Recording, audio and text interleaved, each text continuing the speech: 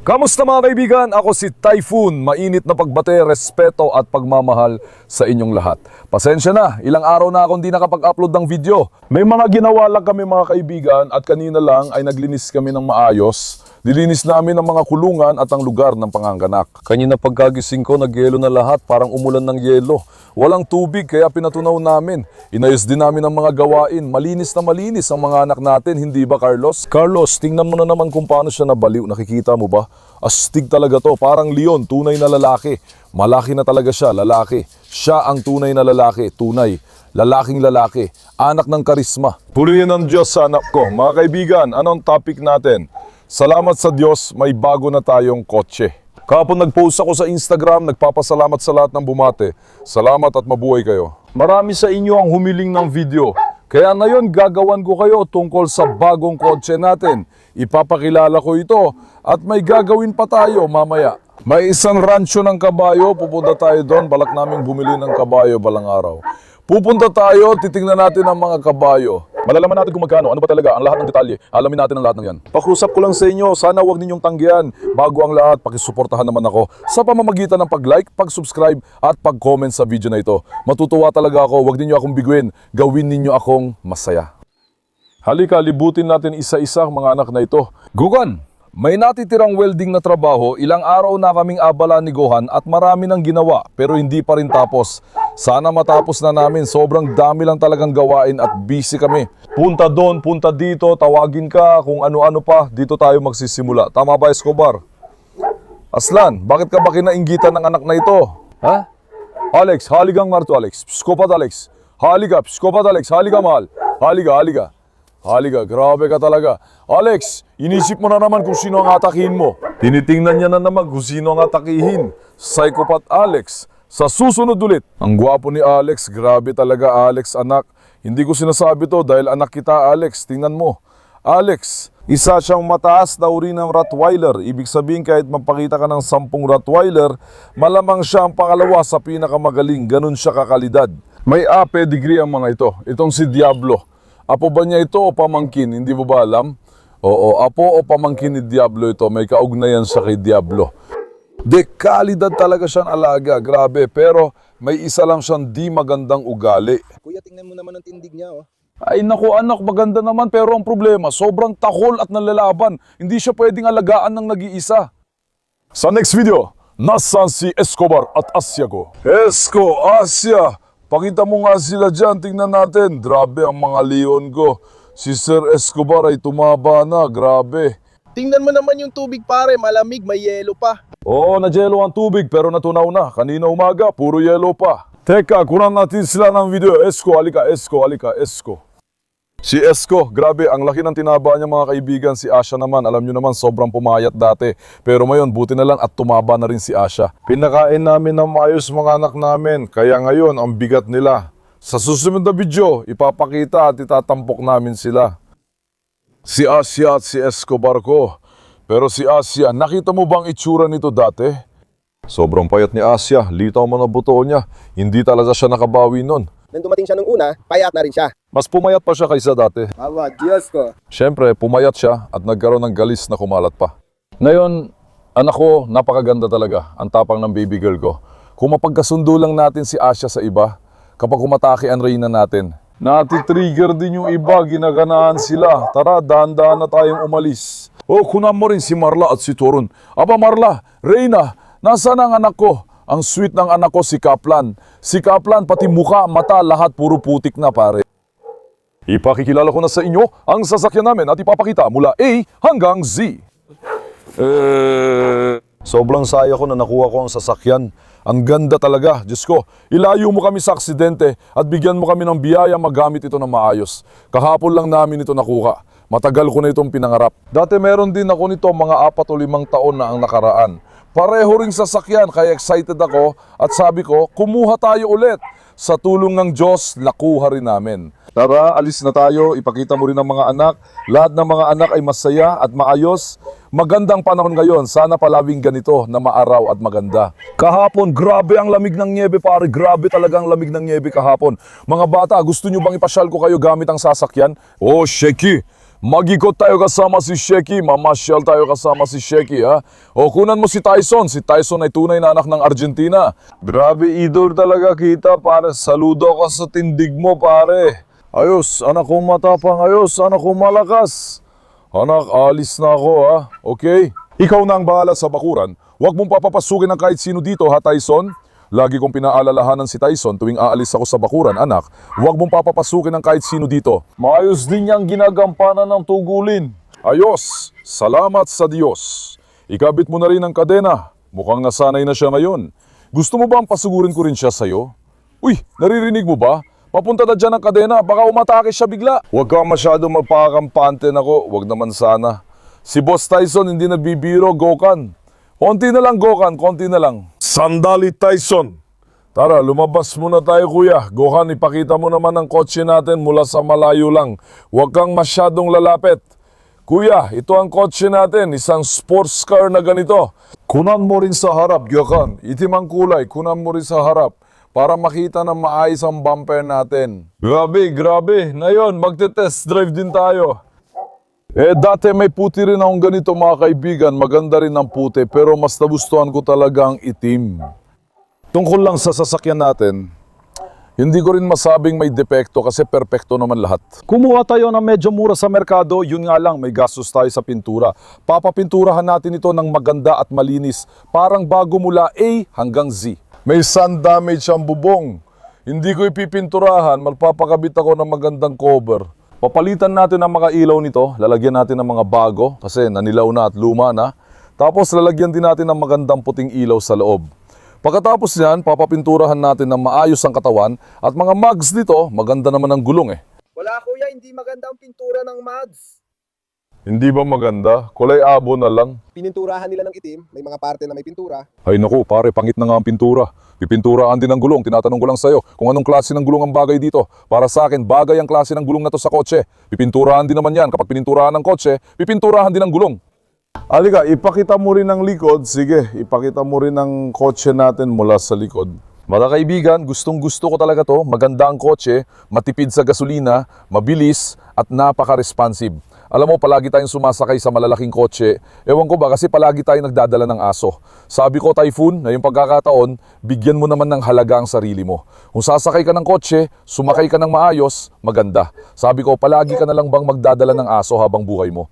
Sabi ko, bigyan naman natin ng konting saya ang sarili natin. Ngayon, naggangad naman ako ng isang sporty na kotse, mga kaibigan. Kunin mo rin dito ang kuha. Medyo madumi ang kotse ngayon, umulan kasi kahapon, alam mo na, putik ang ulan, kaya lalo pang nadumihan. Ipapakita ko rin sa inyo ang loob. Pwede na ba ngayon ang kotse natin? Pwede na, ipakita mo. Ayan, Gokan, ang loob. Ganito ang loob mga kaibigan, papalitan ko ang takip ng manibela dahil punit na ito, maglalagay tayo ng bago. Pasok ka, ipakita mo ang mga bahagi na yan. Manual lang kotse natin dahil mas gusto ko ito kaysa automatic o mas masarap gamitin, mas matibay ang transmission at mas matipid. Kaya mas pinipili ko talaga ang manu-mano. Ilalabas ko muna ang kotse. Pakinggan ninyo ang tunog. Sa ngalan ng Diyos. O Diyos, ipagkaloob mo nawa sa amin ang ligtas na pagmamaneho. Walang aksidente o aberya. Mga kaibigan. I-chop mo Kuya Typhoon, i-chop mo! Anong ibig sabihin ng choke, anak? Kakaiba talaga ang Turkish ni Gokan. Hindi ako nagba-burnout pare kahit saan. Daan-daan ako magmaneho, hindi mo ba nakikita?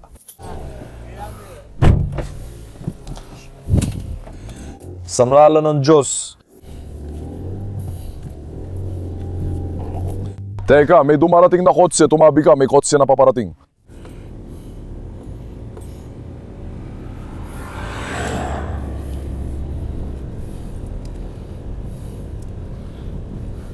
Yusog muna natin ang kotse sa daan.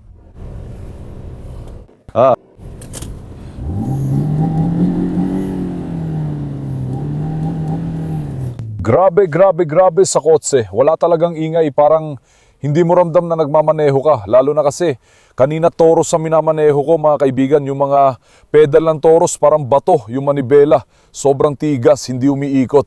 Pagpasok ko dito sa kotse, seryoso. Sa sobrang ikot ko ng manibela ng toros, natanggal ko na yung manibela. Pero dito, Parang bulak lang, ang lambot ng mga pedal, sobrang ganda. Tapos maganda pa yung mga gulong natin para sa taglamig. Halika dito, kunan mo ulit sa harap, tingnan natin yung kotse. Ganito ang kotse natin. Sabi ko nga, may gastos kasi kailangan ng pintura. Kaya mas mura ko ito nakuha kaysa sa merkado. Papapinturahan natin ito ng maganda. Kuya, ayusin natin ito ng maayos, kukumplituhin natin, gets mo? Pagkatapos nun, parang bago na ulit. Pagkatapos maayos, ilalagay mo na sa ads, kuya. Hindi ko ibebenta ang kotse. May ilan na nagtanong, halimbawa, nag-survey ako sa Instagram, o ibinenta ko na ba ang tunay na anak ng Anadolu, si Toros. Hindi ko ibinenta, mga kaibigan, nandiyan pa si Toros natin. Oo, tama, si Toros ang kambing natin. Mula umpisa hanggang dulo, inayos natin. Pinaghirapan natin yan, malaki effort natin, kaya ganyan. Sabi niya, tumatakas daw si Dede, pero hindi natin ibibenta si Toros. Gagamitin ko si Toros para magdala ng mga aso. Gagamitin ko siya para sa trabaho. At ito naman ang sasakyan ko sa araw-araw na buhay ko. Gohan, sige sakay ka na sa kotse at dahan-dahan tayong umalis. Ikabit din natin ang mga seatbelt natin. Ganito. Sa ngalan ng Diyos. Dahan-dahan tayong lumabas sa kalsada, mga kaibigan. Isasara ko ang bintana. Sana hindi tumakas si Dede. Tingnan mo ang loob ng kotse natin. Walang epekto sa kanya, tol. Ang bilis niya, grabe. At napakaganda pa ng kapit niya sa kalsada. Ibig kong sabihin, umabot ka ng 180, 200, hindi mo ramdam. Gets mo? Hindi kumakabi ko sumasayad ang kotse. Tingnan mo, ngayon nasa 120 tayo. Grabe, ang ganda pa ng preno niya, tol. Lagi tayo nagdadala ng aso sa kotse, sabi ko. Ngayon subukan naman natin sumakay na parang tao para mag-enjoy. Kapag magdadala tayo ng gamit kung ano-ano o aso, doon natin dadalhin sa Toros. Sabi ko ito, sa araw-araw natin buhay gagamitin natin, mga kaibigan. Ngayon, dahan-dahan tayong pupunta sa Rancho ng Kabayo. May isang Rancho ng Kabayo doon. Hindi pa ako nakapunta ron dati. Palagi ko lang siya nakikita kapag dumadaan ako sa daan. Curious ako doon. Titingnan ko ang mga kabayo, tatanungin ko ang presyo ng mga kabayo, magkano ba, ano ba talaga. Doon puro itim na kabayo lang ang nakita ko. Pero gusto ko talaga ng puting kabayo mga kaibigan, yung puting kabayo kasi. Mas mahirap alagaan, syempre madudumihan, kailangan mong linisin palagi, kailangan mong gawin yon. Grabe, naririnig mo bang tunog sa kotse? Tingnan mo, grabe tingnan mo, umaandar sa 4th gear, tingnan mo. Apat, umabot na tayo ng 120, ayos na ayos. Grabe, parang walang epekto sa kotse Diyos ko, nawa ibigyan mo ako ng ligtas na pagmamaneho. Sana'y mabigyan din kayo ng mas maganda, mga kaibigan. Ayan, tingnan mo, ang ganda ng takbo. Grabe, kotse natin to. Sulitin natin at mag-enjoy tayo dito. Dito rin, may Android TV tayo. Habang nasa kotse ako, pumapasok ako sa YouTube para hanapin at panoorin ang mga video natin. Pero kailangan ko munang i-connect ang internet mula sa cellphone. Dalitan na kayo ng kotse natin, kuya.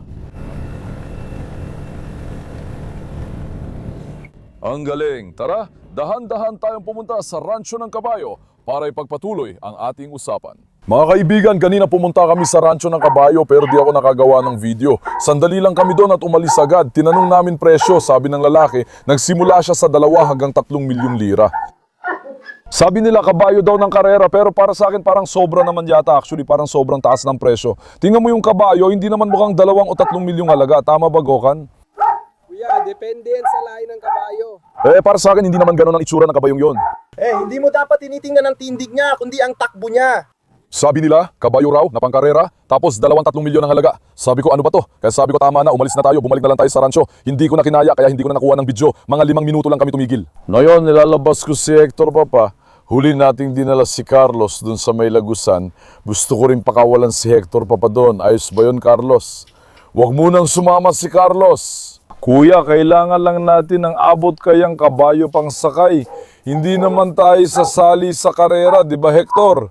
Dalhin nyo na lang si Hector, Papa, sa karera. Parang kabayong pang karera na rin siya. Teka, ito ba yung tali mo, anak? Ang kapal ng leeg mo, Ito ba yung ginamit ko sa pinto? Sandali, tinang ko muna. Teka, anak. Kay Hector pala yung tali. Grabe ang laki ng leeg mo, Hector. Hector, astig ka talaga. Teka lang, anak. Teka lang, astig ko. Lumabas na ang Italianong kabayo sa eksena. Ang galing mo. Halika. Anong gagawin ko? Sandali, umatras ka muna. Sige, Carlos, kalma ka lang. Kalma ka lang, Carlos. Ayos Dede, hindi kumibo. Nakita mo ba? Mag-ikot-ikot muna tayo, halika Dede, habang hindi pa kumikibo, huwag nating palampasin ang pagkakataon. Maglakad-lakad muna tayo, tingnan natin. Si Lolo Nonoy bigla sumusugod, anak sandali lang umalis ka muna sa paanan ko. Kuya, si Carlos natin ay parang naging kaaway na ni Hector. Naiinggit siya at sinusugod pa. Kapag nakikita niyang mahal ko si Hector, nagsisilos si Carlos, si Papa Carlos. Pero buti na lang magkasundo si Hector at si Lolo. Sa susunod, siguro sila na lang ni Lolo at Hector ang isama natin sa gubat. Mag-aaway sila sa gubat kasi Sige, Hector. hindi to tumatagal ng ilang segundo pa. Hindi mo alam kung kailan siya magagalit, bigla na lang atake si Dede. Halika Hector. Pero si Hector kumpara kay Carlos, mas kalmado at matalino mga kaibigan, gets mo? Hector, may kinalaman din ang edad kasi mas bata si Carlos. Akala ko may ginawa na naman, halika nga rito. Gusto mo bang dalhin ko ang bakod mo doon? Tatalon ba siya mula ron? Tingnan mo si Dede, Dede, malpakabait ka. Ingat, baka saktan niya si Sky. Dede, halika. Dede, wag mong guluhin si Sky.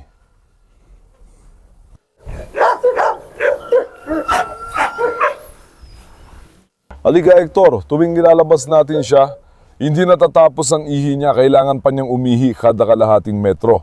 Pakakawalan ko siya sa bakod malapit sa container, tingnan natin kung makakatakas siya, curious ako. Si Hector ko, sobrang gwapo at hindi umihila.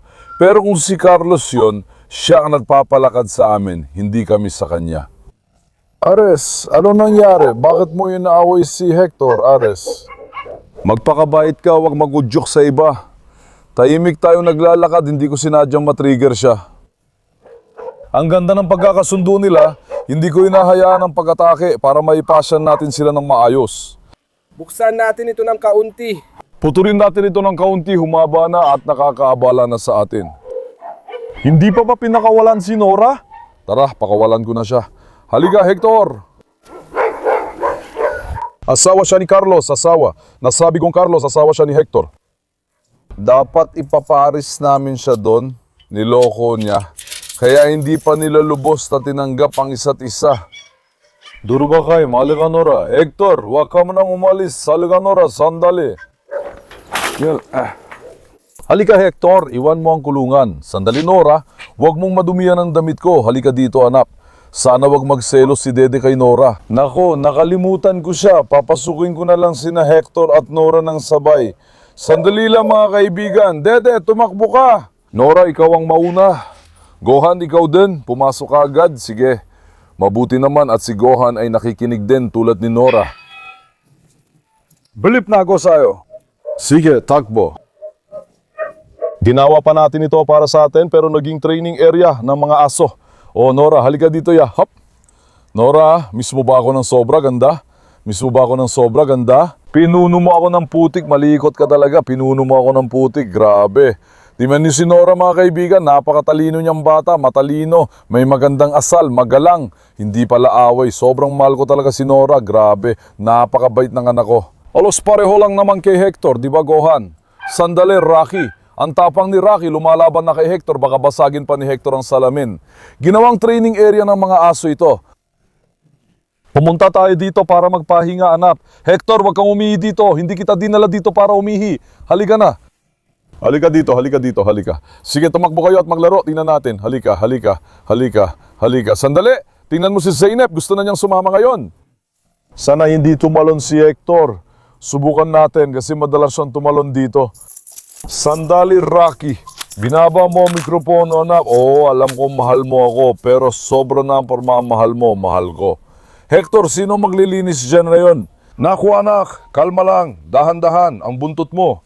Parang latigo, hindi buntot, grabe naman. Hector, dinala kita dito para maglaro, pero mali na naman ang ginagawa mo. Halika nga dito, halika, halika dito. Halika, halika, halika. Halika nga. Halika, halika. Si Hector, walang preno si tatay, hindi siya naghahanap ng laro. Pero dito talaga naging lugar na ng mga aso. Hayaan mo silang maglaro dito. Ngayon, para tuloy-tuloy ang pagtanggap nila sa isa't isa, kailangan magkasama sila palagi. gaya ni na Asil at Carlos na sanay at kilala na ang ugali ng bawat isa. Anong nangyayari dyan? Sandali lang. Huwag mo munang kunan dyan, dito mo kunan. Kunan mo, dito mo kunan. Naku, Hector, daan-daan lang anak. Tinawag kita dito para lambigin kita.